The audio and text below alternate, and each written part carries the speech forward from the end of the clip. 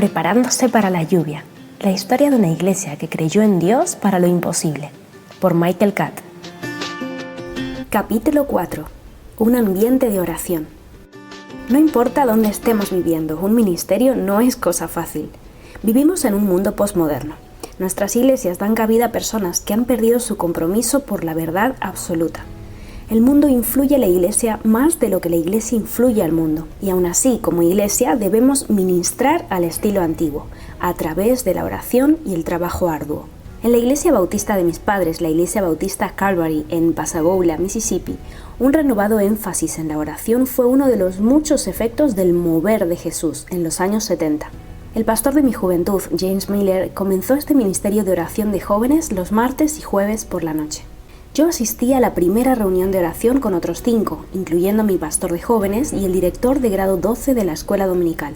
Más o menos a la semana la asistencia había aumentado a 8, luego a 12 y en poco tiempo ya éramos entre 25 y 30. En pocos meses la reunión de oración había crecido tanto que pasamos de 100. No había predicación, había un muchacho con una guitarra que se sabía como 3 canciones y conducía nuestra alabanza musical.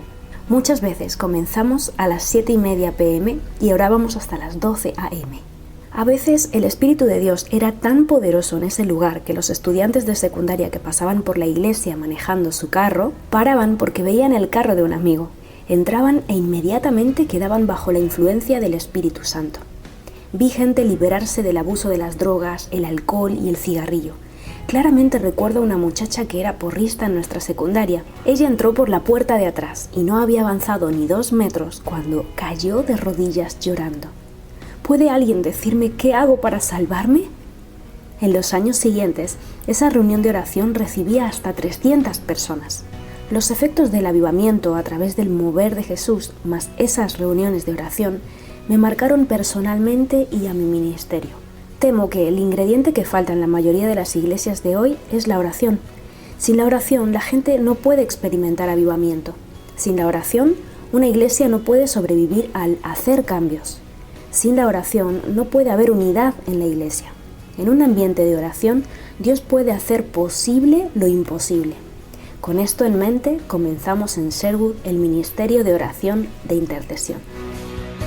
Despertar a la oración. Como pastor, mi corazón me dijo que si íbamos a construir edificios, salir de la caja, tener visión sobre la región e incrementar el impacto de nuestro ministerio, lo primero que teníamos que hacer era orar. Primero teníamos que construir una iglesia que orara. No solamente íbamos a ministrar añadiendo una oración al final y esperando que Dios la bendijera.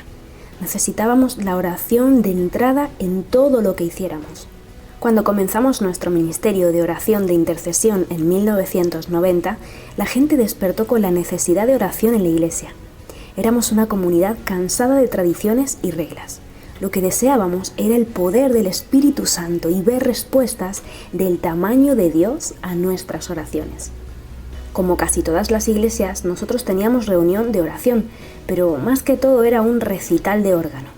Ya sabes el ejercicio, oración por las uñas del pie encarnadas, pequeñas cirugías, algunas cirugías mayores, el enfermo y el afligido, apoyo a otros y por aquellos que oramos porque es nuestro deber. La mayoría de las reuniones de oración se enfocaban en personas enfermas físicamente. No es que haya algo malo en orar por la enfermedad, pero si somos honestos, debemos admitir que oramos muy poco en nuestras iglesias por la enfermedad espiritual, los pródigos y los rebeldes.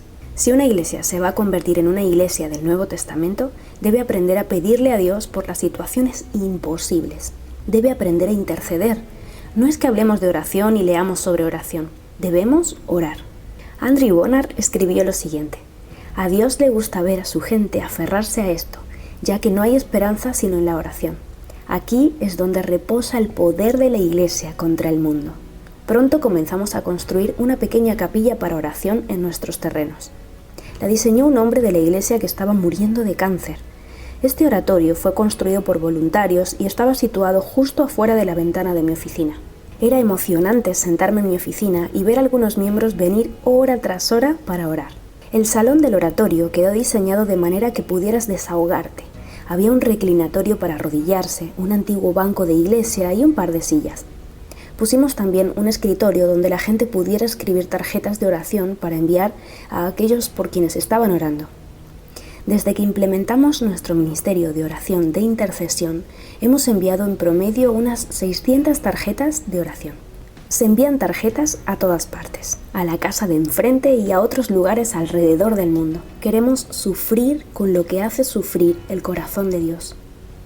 La oración es el centro de lo que somos como iglesia. Si no fuera por el ministerio de oración, el resto de este libro no sería sino una obra de la carne y fanfarronería acerca de nosotros. Debido a que damos prioridad a la oración, Sherwood es un testimonio de lo que Dios puede hacer. El secreto para tocar el mundo es conocer el secreto de tocar el corazón de Dios. Cuando fallamos en la oración, defraudamos a Cristo, nos frustramos y complacemos al demonio.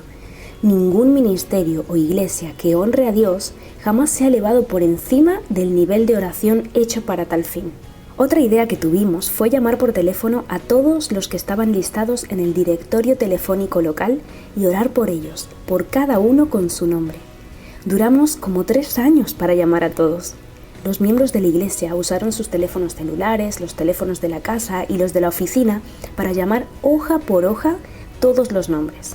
Los testimonios de cómo Dios ha usado este pequeño esfuerzo han sido increíbles.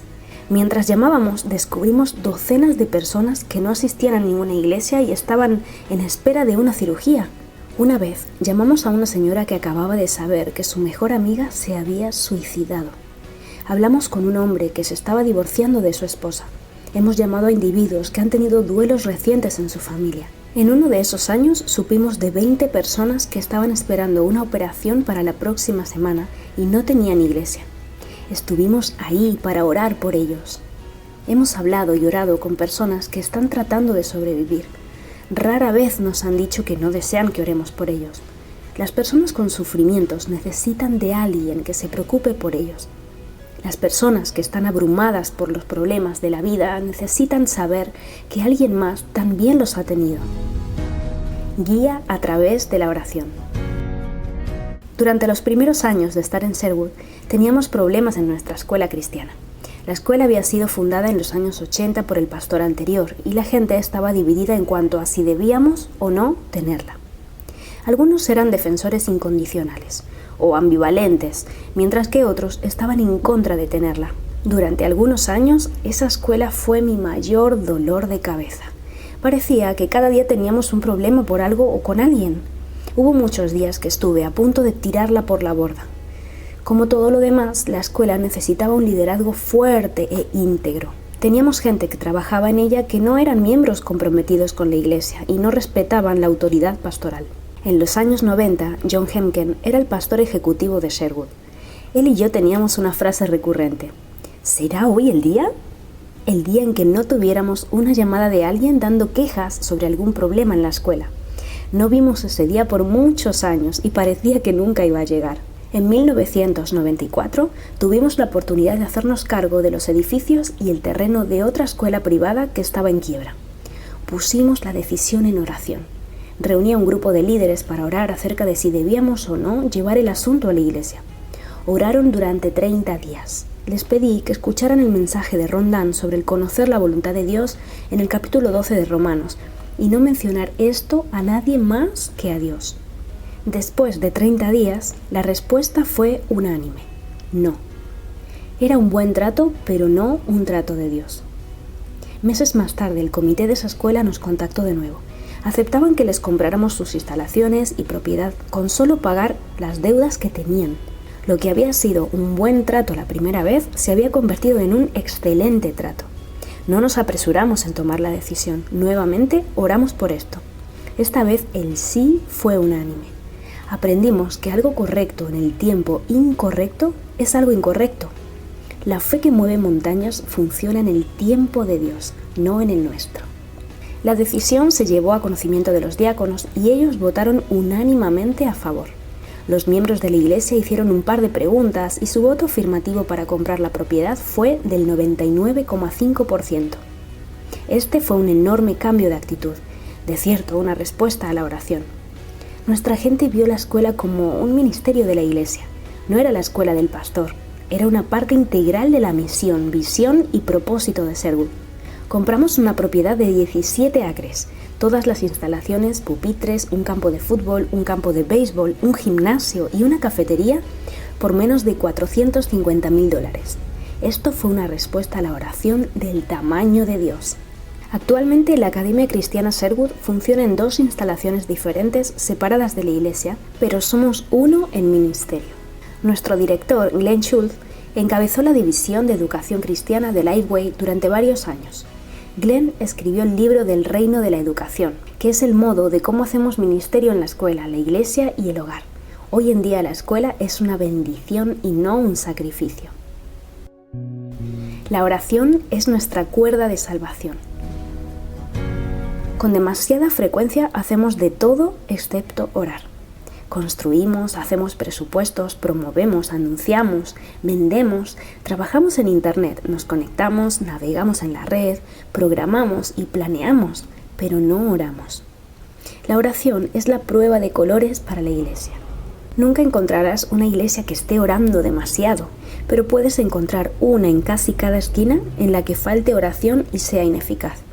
Le estamos ofreciendo a este mundo perdido y agonizante algo que no producimos. Estamos disminuyendo la siguiente generación.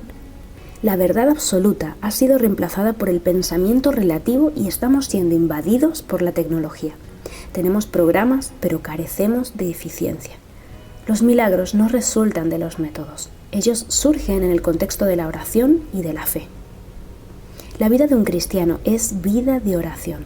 La cuerda de salvación de una iglesia es la cadena de oración. No necesitamos gente muy lista ni más dinero, pero sí necesitamos más gente que ore. Dios y solo Dios es nuestra fuente de poder y autoridad para mover montañas, hacer cambios y construir el reino. La fe ve a Dios y Dios ve la fe. La fe es nada más y nada menos que creer y obedecer lo que Dios dice. Ignatius escribió: «Preséntenme hombres que estén completamente rendidos a Dios y con ellos convertiré el mundo». Pocos comprenden lo que Dios puede hacer si ellos se someten enteramente a Él. Como pueblo de Dios, elevémonos para creer y no tengamos duda alguna. Jesús está diciendo: nunca dejen de confiar en Dios. Aparta tus ojos del problema y vuélvelos hacia Dios. Podemos perdernos en las guerras culturales y quedar abrumados por la condición carnal de la iglesia. Podemos sumergirnos en programas enlatados o estar con Dios y hallar el diseño divino para nuestro ministerio. La fe nunca es mayor que su objetivo. A veces nos encontramos creyendo en un Dios que hemos creado a nuestra propia imagen, pero la fe tiene valor cuando nos une con el Señor Dios omnipotente del cielo. Algo menos no nos permitirá estar donde necesitamos estar. Debemos confiar en el yo soy de la palabra. Él y solo Él puede mover montañas. A.W. Tozer dijo: la fe descansa en el carácter de Dios y no en una demostración de laboratorio o de lógica. ¿Qué montañas estás enfrentando? ¿Eres un testigo viviente de la presencia del Espíritu Santo? Lo que todos necesitamos es poder, no desempeño. Necesitamos estar lo suficientemente desesperados como para creer en Dios para lo imposible. Y esa clase de poder solo se obtiene en un ambiente de oración. Muchos de nosotros probablemente desearíamos tener la fe de un hombre como George Mueller. Sin embargo, pocos de nosotros quisiéramos estar en una posición tan desesperada como la de él, que exija tener que confiar en Dios. ¿Estamos dispuestos a decir lo obtenemos o morimos? ¿Seremos tan intrépidos como para creer que Dios es más grande que la montaña? ¿Añoramos el Dios del mar rojo, del gran pez de Jonás, del sol que se detuvo y del poder del Pentecostés? ¿Desechamos lo sobrenatural porque no encaja con nuestra experiencia? ¿Tienen las montañas de leyes y reglas un tamaño tan grande que opacan a Dios? ¿Tenemos montañas de dudas, inseguridad, ansiedad y pecados de nuestro pasado que nos persiguen al punto de que no podemos ver a Dios? Con la cruz a la vista, las montañas adquieren una adecuada perspectiva. Si tengo vista de cruz, en mi visión espiritual, nada en el cielo, infierno o tierra puede evitar que se cumplan los propósitos de Dios en mi vida. Vendrán obstáculos, siempre habrá montañas de oposición, pero mi enfoque debe ser en la cruz, no en las montañas. Al orar, mantengo una perspectiva que no puede ser de otra manera. Al orar, los cambios se pueden hacer con valentía santa. Luego, cuando sea tiempo de salir en fe, tendremos confianza en la gloria de Dios, que es omnisciente, omnipresente y omnipotente. No es mi decisión llevarla a cabo, es decisión de Él mover las montañas. No necesito consultar un comité, necesito comprometerme con Cristo. Tendrás dudas, no puedes evitar que lleguen a tu mente, pero ¿cómo las manejas? Rondán dijo: puedes considerar el problema, pero no tomas el problema para considerar. Las dudas pueden llegar, pero no tienes que atenderlas. No ignores los problemas, pero tampoco habites en ellos. Duda de tus dudas y confía en Dios. En este momento, ¿tienes un problema insuperable? ¿Hay un gigante en tu vida? ¿Tu pasado te está venciendo o atormentando? ¿Estás cansado de hacer el bien? ¿Has olvidado la grandeza de nuestro Dios? Levanta los ojos y mira a la cruz. Charles Spurgeon dijo: vivir por fe es más seguro y gratificante que vivir de sentimientos y de trabajo. En una sociedad decadente donde se están cerrando las principales industrias y la gente está buscando otros rumbos, hemos visto la mano de Dios. Nuestras montañas se han vuelto minúsculas. Nuestro Dios es lo más grande que podemos ver. Él puede hacer todo extremadamente abundante, más allá de lo que esperamos o imaginamos. Deseamos ser una iglesia donde Dios pueda ser Dios y nosotros necesitamos ser personas que permitan a Dios ser Dios. El mejor ambiente para que esto suceda es un ambiente de oración.